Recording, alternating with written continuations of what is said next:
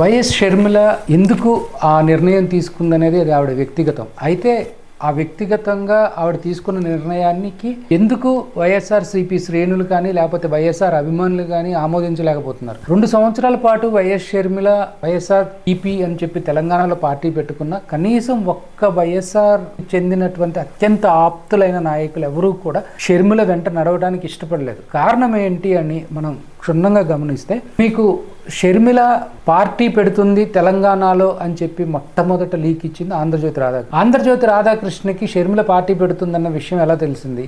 ఆ విషయం తీసి పక్కన పెడితే, కొన్నిసార్లు ఇది ఇక్కడ ఈ క్లిప్పింగ్ చూడండి.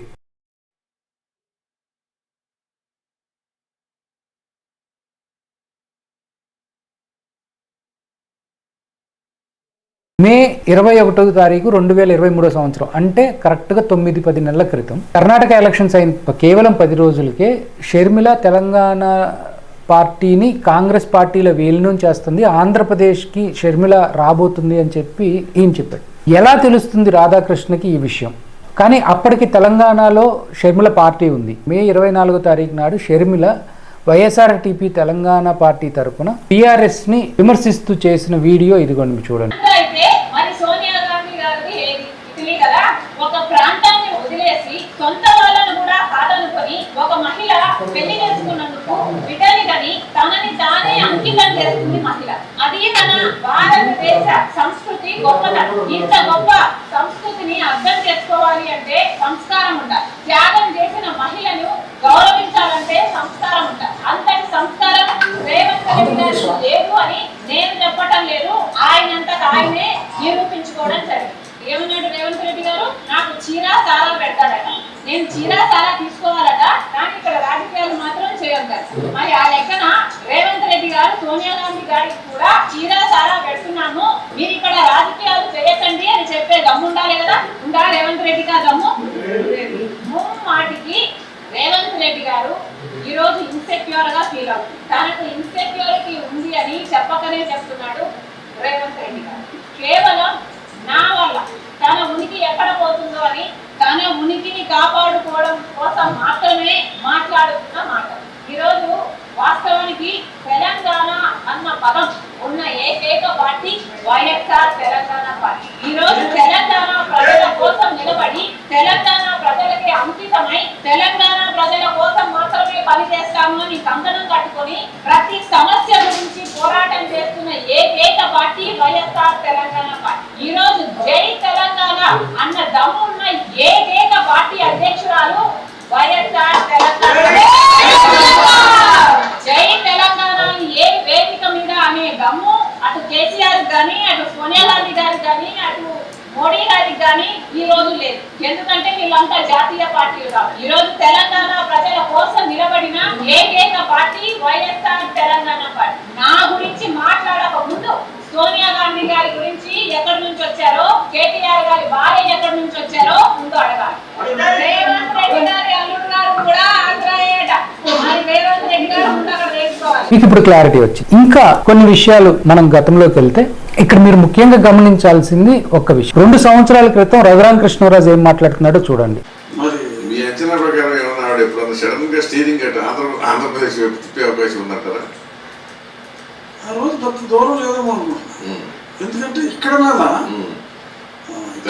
ఇక్కడ to be very frank honest గా మాట్లాడుకుంటే అంత బ్రహ్మాండం ప్రతిబంధం ఏమి లేదు. ఇప్పుడు 200-300 పడిపోయింది నెంబర్. స్టార్టింగ్ లో ఏదో మేనేజ్ చేశారో నిజంగా వచ్చారో ఇప్పుడు 200-300 పడిపోయింది. న్యాయంగా మాట్లాడుకోవాలి.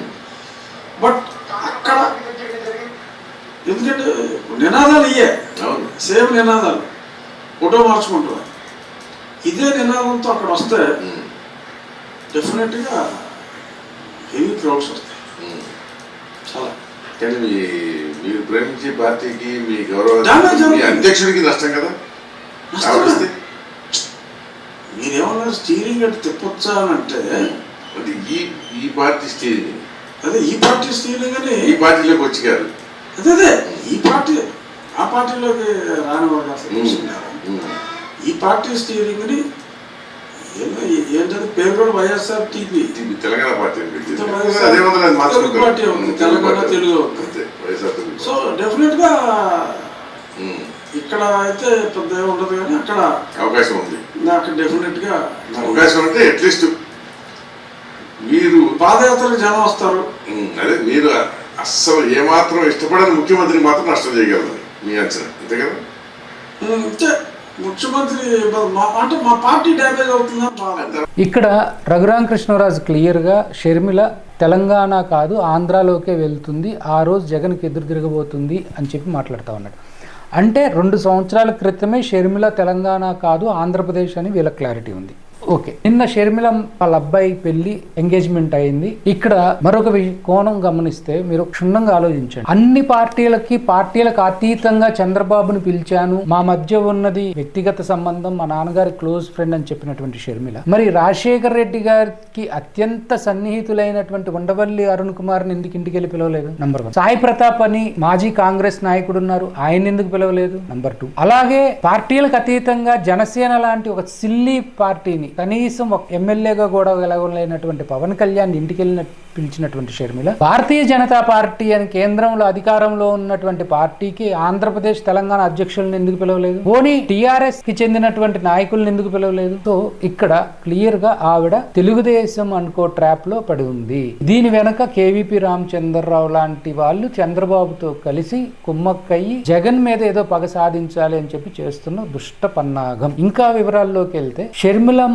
వెనక ఉండి నడిపిస్తుంది ఎవరు అనేది కూడా మనం ఆలోచిస్తే షర్మిలమ్మ ప్రతి అడుగు వైపు కూడా ఏం జరగబోతుంది అని చెప్పి ముందుగానే ఆంధ్రజ్యోతిలో వచ్చేయటం అంటే అది సహజంగా ఆంధ్రప్రదేశ్లో కానీ తెలంగాణలో ఉన్నటువంటి వైఎస్ఆర్ అభిమానులకి చేసుకోలేదు. వైఎస్ఆర్ లెగసీ తనకు ఉంది వస్తుంది అని చెప్పే ముందు తెలంగాణలో వైఎస్ఆర్ అభిమానులను ఎందుకు దూరం అయ్యారు, వాళ్ళని ఎందుకు వదిలేసి వచ్చింది అనేది మనం క్లియర్ గా చూడాలి. అలాగే వైఎస్ రాజశేఖర్ రెడ్డి గారు అభిమానులు ఎందుకు షర్మిల మీద కొంచెం కోపంగా ఉన్నారు అంటే రాజశేఖర్ రెడ్డి గారు బతికున్న రోజుల్లోనే ఆ 2 పత్రికలు అని చెప్పి విమర్శించారు. సో అప్పటి నుంచి కూడా వైఎస్ఆర్ సిపి అభిమానులు కానివ్వండి, వైఎస్ఆర్ అభిమానులు కానివ్వండి, వ్యక్తిగతంగా కాంగ్రెస్ అభిమానులు కానివ్వండి, ఏ రోజు కూడా ఆ పత్రికలను సమర్థించరు. అది అట్లా పెడితే కాంగ్రెస్ పార్టీ రాజశేఖర రెడ్డి గారు చనిపోయి దాదాపు 15 ఏళ్ళు అవుతున్నా ఈ 15 ఏళ్లలో 1-2 సందర్భాల్లో మినహా ఎప్పుడు రాజశేఖర రెడ్డి గారిని ఓన్ చేసుకోవటానికి కానీ జయంతి వర్ధంతి ఉత్సవాలు చేయటానికి కానీ